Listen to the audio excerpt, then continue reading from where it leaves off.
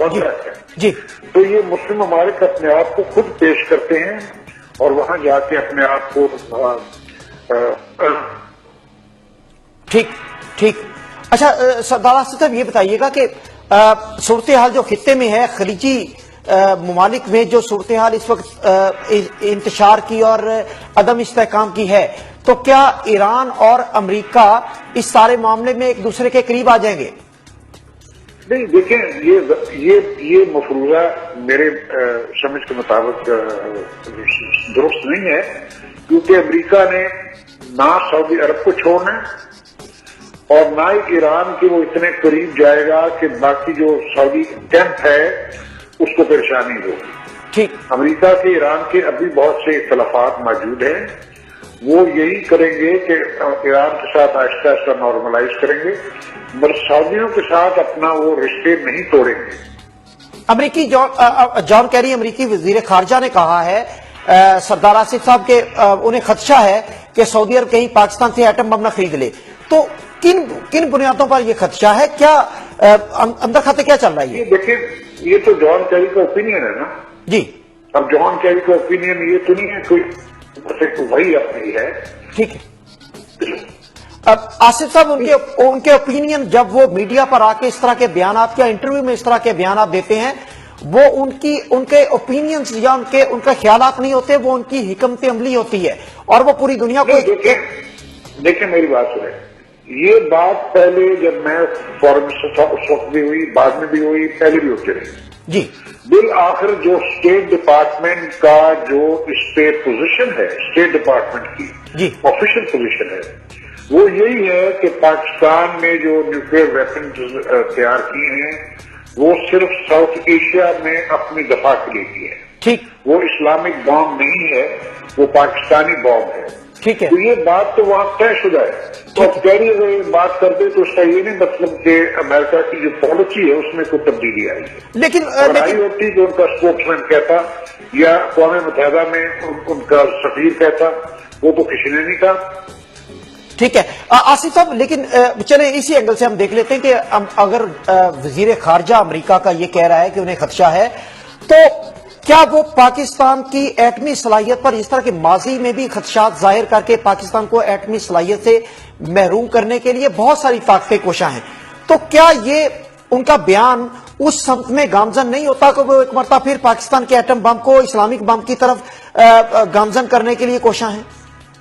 نہیں دیکھیں وہ تو پہلے بھی کرتے رہے اسی طرح وہ ہر دور میں ہر دوار میں ان کی کوشش تھی کہ پاکستان. ٹھیک ہے ٹھیک ہے. جی آپ کی آواز کٹ رہی ہے. جی اب میں یہ اگلی بات یہ کہنا چاہتا ہوں کہ وہ جو مرضی کہتے رہے پاکستان کا جو نیوکلیئر پروگرام ہے وہ صرف پاکستان کے لیے ہے. یہ کہیں اور نہیں جائے گا کسی اور ملک کے لیے یہ کام نہیں آئے گا. یہ صرف اور صرف پاکستان کی دفاع کے لیے.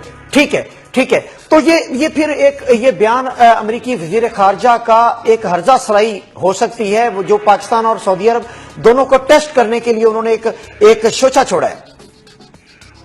یہ دیکھیں یہ تو بات وہی جواب دے سکتے ہیں. یہ اس قسم کے شوچے بڑے آتے رہتے ہیں. ہمیں خام خواہ گھبراہٹ کی ضرورت نہیں ہے. ٹھیک بڑے تحمل سے ہم ہمیشہ یہ سن رہے ہیں ایک آپ سے سنیں. ٹھیک ہے. بہت شکریہ سردار آصف احمد علی سابق وزیر خارجہ ہمارے ساتھ موجود تھے اور بات کر رہے تھے. امریکہ کی شروع سے ہی یہ ایک تو حکمت عملی رہی ہے کہ وہ اس طرح کے شوشے چھوڑ کر پاکستان کے ایٹم بم کو اسلامی دنیا سے کوریلیٹ کرتے ہوئے خدشہ ظاہر کرتے رہتے ہیں کہ یہ کہیں پاکستان اسلامی دنیا کے کسی بلاک میں اس ایٹم بم کو استعمال کرنے کی کوشش نہ کرے اور اسلامی دنیا جو ہے امت مسلمہ اس ایٹم بم کو استعمال نہ کر لے اور اس طرح کی ہرزہ سرائی ماضی میں بھی دیکھنے ہیں. لیکن ایک بہت امپورٹنٹ بات یہ کہ ان کے وزیر خارجہ کا اس موقع پر جب ایران اور سعودیہ کے لیے پاکستان کا کردار ثالثی کے لیے بڑا اہم ہوتا جا رہا ہے اور پاکستان کو مینڈیٹ دیا ہے دونوں ملکوں نے کہ وہ ثالثی میں اپنا کردار ادا کرے تو اس موقع پر سعودی عرب کا پاکستان سے ایٹم بم خریدنے کا عندیہ دینا یہ کوئی معمولی بات نہیں ہے. وزیر خارجہ کے منہ سے نکلی ہوئی بات امریکن وزیر خارجہ کے منہ سے نکلی ہوئی یہ بات معمولی بات نہیں ہے. یہ اسٹریٹجک بیان ہے اور मुमकिन है। ईरान और सऊदीया में जो सालसी में पाकिस्तान किरदार अदा कर रहा है उसको मुतनाज़े करने के लिए भी ये बयान दाग दिया गया हो कि ईरान को ये इंदिया देना मकसूद हो कि पाकिस्तान से तो सऊदी अरब एटम बम की जो डील करने जा रहा है या उनसे कोई इस तरह की वो बातचीत चल रही है, लिहाजा आप पाकिस्तान पर भरोसा ना करें। इस सालसी की कोशिशों में पाकिस्तान न्यूट्रल फ्रीक नहीं है और इसलिए कि पाकिस्तान सऊदी अरब को एटम बम बेचने जा रहा है, ये बहुत ही अजीब बात है और दूसरे पूरी दुनिया को ये पैगाम देने जा रहे हैं कि पाकिस्तान का एटम बम महफूज नहीं है और ये तकसीम हो सकता है और मुल्कों को भी बेचा जा सकता है। प्रोग्राम में आगे बढ़ते हैं और अल्ताफ हुसैन को एक मरतबा फिर शदीद परेशानी और मुश्किलात और तशवीशनाक सूरत हाल का सामना करना उस वक्त पड़ा जब डॉक्टर इमरान फारूक के मरकजी मुलजिम खालिद शमीम ने कोर्ट से बाहर मीडिया से गुफ्तगू करते हुए ये बात कही। उन्होंने कहा कि अल्ताफ हुसैन को रा, CIA और MI6 जो बरतानिया की इंटेलिजेंस एजेंसी है उसकी मुआवनत और मदद हासिल है। बहुत अहम और संजीदा बयान है और ये बयान इंतहाई तशवीशनाक है पाकिस्तानी हुकाम के लिए भी और इंतहाई तशवीशनाक है अमेरिका के लिए भी और भारत के लिए भी और बरतानिया के लिए भी। उनके ऊपर इस बयान के बाद बहुत बड़ा सवालिया निशान है। माजी में भी बातें होती रही कि रा और CIA पाकिस्तान को अदम इस्तेहकाम करने के लिए कोशा है। CIA खासतौर पर जो हमारे इत्तेहादी भी हैं और CIA अमेरिकन एजेंसी है जो हमारे फ्रंट लाइन हमें इत्तेहादी भी तस्लीम करते हैं। पाकिस्तान को अदम इस्तेहकाम की तरफ गामजन करने की सरगोशियां, बातें और कुछ तबसरे दुनिया भर में होते रहते हैं, लेकिन मरकजी मुल्ज़िम खालिद शमीम की तरफ से आज ये बयान सामने आना कि MI6 भी इन्वॉल्व है, CIA भी इन्वॉल्व है, रा भी इन्वॉल्व है, तो क्या MKM बहसियत सियासी पार्टी इसको किस तरह इसका दिफा कर पाएगी? एक सियासी पार्टी है, बाहरी मैंडेट है कराची हैदराबाद में सिंध के एक अहम हिस्से में उनका, और सियासी पार्टी अवामी राय रखती है और अवामी हमदर्दियां भी रखती है। हमारे साथ MKM के रहनुमा आसिफ हसनैन ने ज्वाइन किया है, उनसे जानेंगे कि क्या सूरत हाल है। बहुत ही परेशानी वाली सूरत हाल है MKM के लिए। बेहद शुक्रिया में ज्वाइन करने के लिए आसिफ साहब। ये बताइएगा कि बात आज अजीब और इंतहाई तशवीशनाक बात हुई है।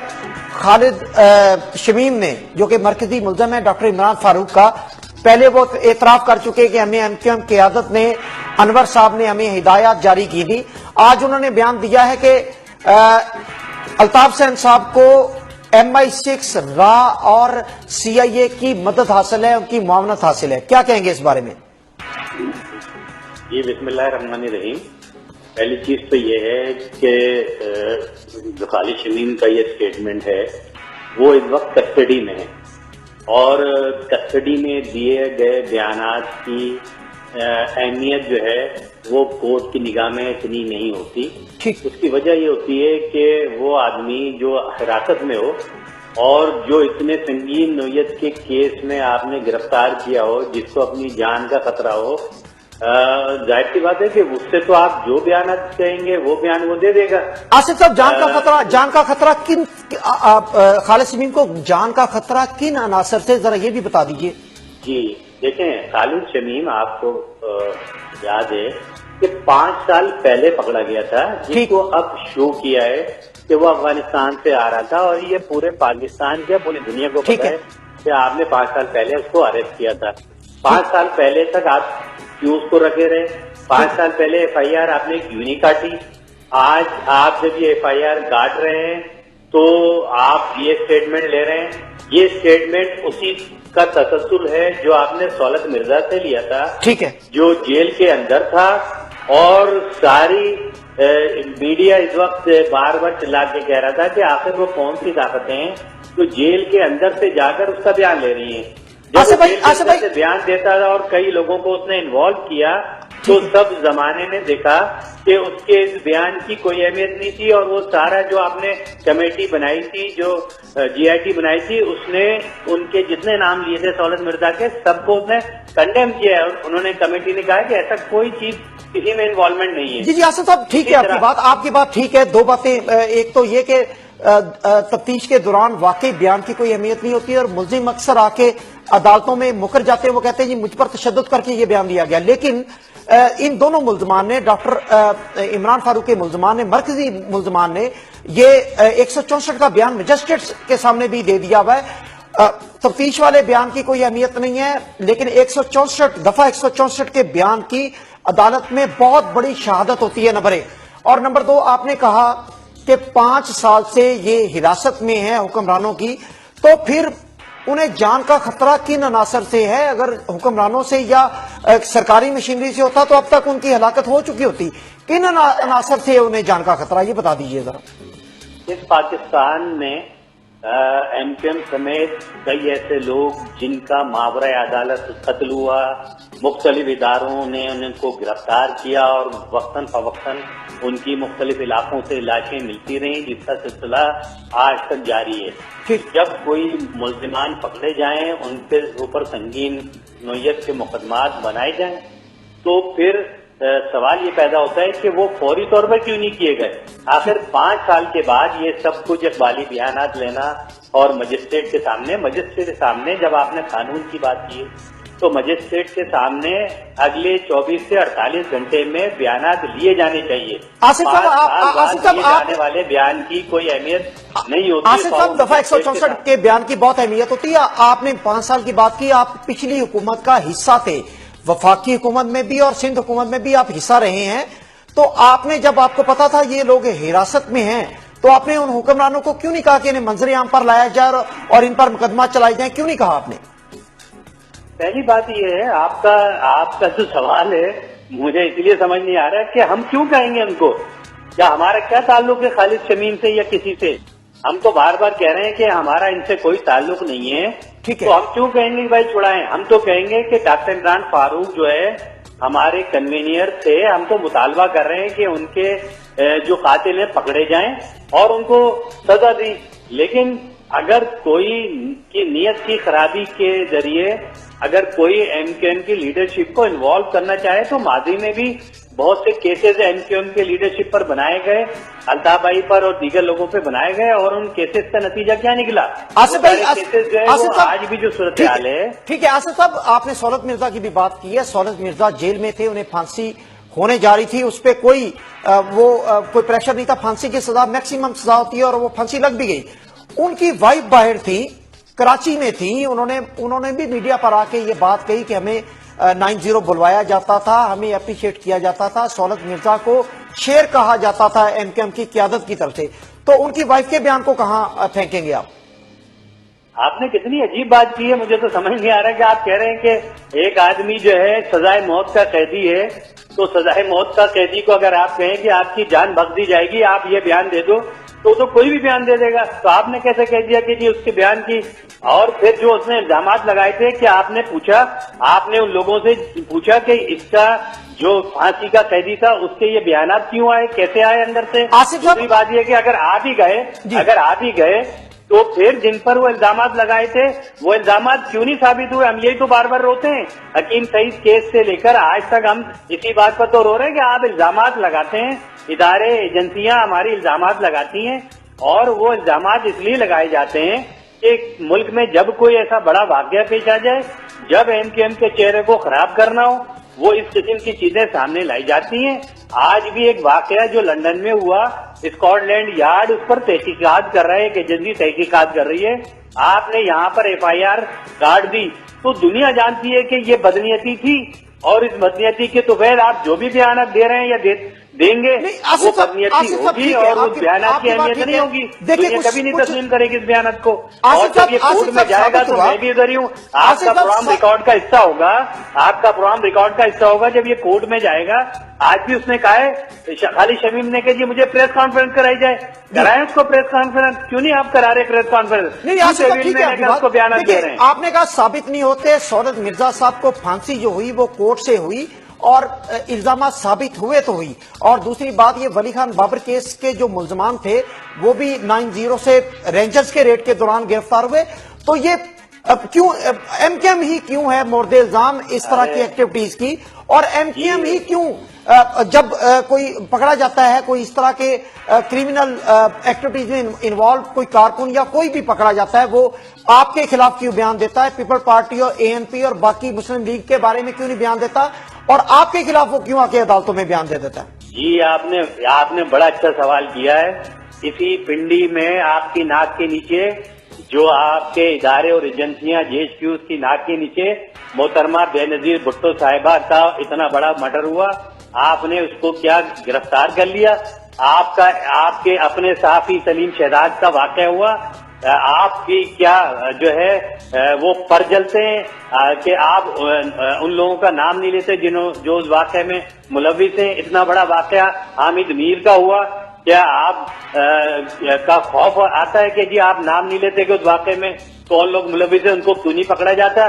مسئلہ یہ ہے کہ اگر آپ کو ایم کیو ایم کو پکڑنا ہوتا ہے، گرفت میں لینا ہوتا ہے تو کوئی بھی جھوٹا سچا کیس ڈال دیتے ہیں، اور اگر نہیں پکڑا جانا ہوتا تو پھر محترمہ سمیت کسی کا بھی جو ہے نہ قاتل پکڑے جاتے ہیں نہ کسی واقعے میں ملوث لوگ پکڑے جاتے ہیں. یہ ہے ہمارے ایجنسیوں کا کردار. اور یہی وجہ ہے کہ آج ایم کیو ایم کے خلاف جو بھی کانفرنسی ہو رہی ہے، جو بھی بیانات دیے جا رہے ہیں، اب پاکستان کے لوگ بہت اچھی طرح بخوبی واقف ہیں کہ اس طرح کے بیانات خواہ وہ لیڈرشپ پر ہوں خواہ وہ ایم کیو ایم کے لوگوں پر ہوں، اب اس کی اہمیت نہیں ہے، اس لیے کہ آپ نے جو کچھ ایم کیو ایم کے ساتھ کیا ہے وہ سب ریکارڈ کا حصہ ہے. اس کے باوجود بھی لوگ کراچی کے عوام ہوں یا دیگر علاقوں کے عوام، اگر ہم قاتل ہیں، ہم اس قسم کے واقعات میں یا ایم کیو ایم کی لیڈرشپ اس قسم کے واقعات میں ملوث ہے تو پھر ان لوگوں کو ووٹ نہیں ملنے چاہیے. آصف صاحب بے شکریہ پروگرام کا وقت بڑا مختصر ہے. یہ بڑا ہی کمزور ڈیفنس ہے آپ کا کہ آپ کہتے ہیں کہ اگر فلاں نہیں پکڑا جاتا تو ہمیں بھی نہ پکڑا جائے، اگر فلاں کا قاتل نہیں پکڑا گیا تو ہمیں بھی نہ پکڑا جائے. بے شکریہ آپ پروگرام میں آپ نے ہمارے ساتھ شرکت کی. بات ہو رہی ہے خالد شمیم کے بیان کی اور یہ معاملہ یقیناً عدالت میں ہے اور عدالت میں انہوں نے اعترافی بیان بھی کیا ہے. اس کا کیا انجام ہوتا ہے یہ وقت بتائے گا. اگلی سٹوری پر بڑھتے، پروگرام مختصر ہے.